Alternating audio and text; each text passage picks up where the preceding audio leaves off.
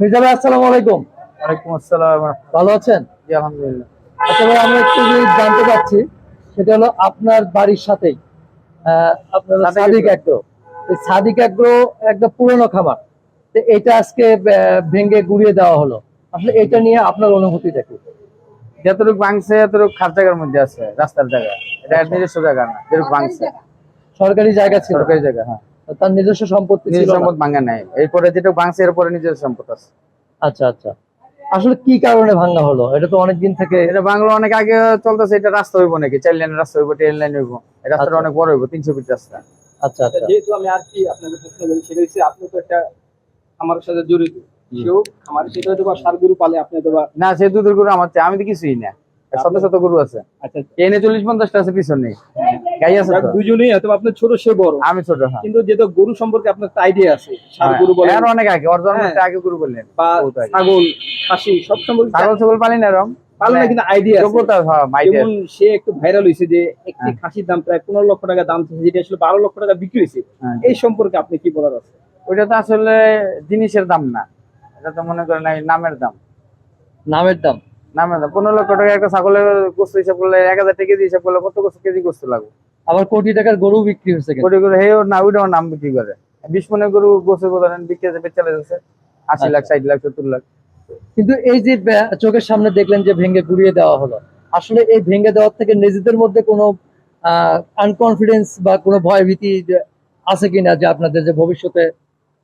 ভয় ভীতি কি আছে, আল্লাহ যা করবো তাই হবে। ভয় ভীতি আপনার মানে ওটা আপনি- ওইটা রাস্তার জায়গা ছিল, ভাঙছে তো। আর ওই জায়গায় কোনো জায়গায় খাইয়ে আপনি নিজস্ব কোনো ব্যক্তিগত জায়গা, মালিকানা জায়গা ভাঙেন না তো। মানে আচ্ছা, আচ্ছা, যেসব জায়গা ভাঙছে, হ্যাঁ, সরকারি জায়গা ভাঙছে। আচ্ছা, সরকারি জায়গা নিচ্ছে। এবং এত টাকা আসলে মূল্য নেওয়া একটা গরু বা খাসি, এগুলো সব নাম আপনি কি না, বলেন? সব নাম করে এটা, আর কিছু না। এটা কোনো প্রশ্নই এখানে এত টাকা যাগো। আচ্ছা, আরেকটা মানে জিনিস- এটা মনে হয় যে মানে টাকার অভাব নেই, দিয়ে যায় এরকম কিছু, এরকম মনে হয়। যে 60 লাখ টাকা বিক্রি করে, ওইটার মূল্য আছে বেশি হলে 5 লাখ, 4.5 লাখ। কিন্তু সে যে এত টাকা বিক্রি করছে, এটা আসলে কতখানি যুক্তিসঙ্গত?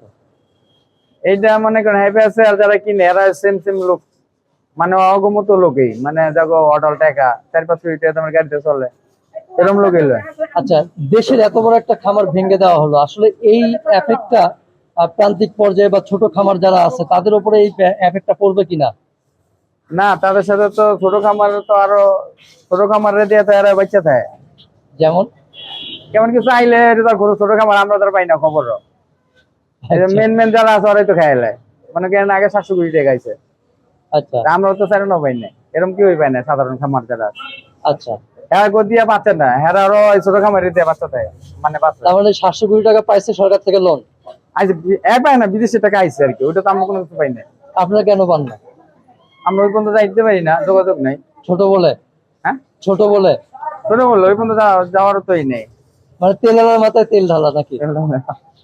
এরা এত চেয়ারম্যান হয়েছে আবার গরু খামারের, আচ্ছা সাদেক সাহেব। আচ্ছা। সাদেক না, ইমরান সাহেব, sorry। ইমরান সাহেব, হ্যাঁ। আমার নাম আছে সাদেক। হ্যাঁ, চেয়ারম্যান। আচ্ছা আচ্ছা। ইলেকশনে পাই, মানে ইলেকশন করছিল। আচ্ছা, আমি যাই না এইসব ইলেকশন যাই না। তো ঠিক আছে। আমার দাওয়াত দিয়ে একবার খাওয়াই দিচ্ছে, মনে করেন এই পর্যন্ত শেষ করে দিচ্ছে।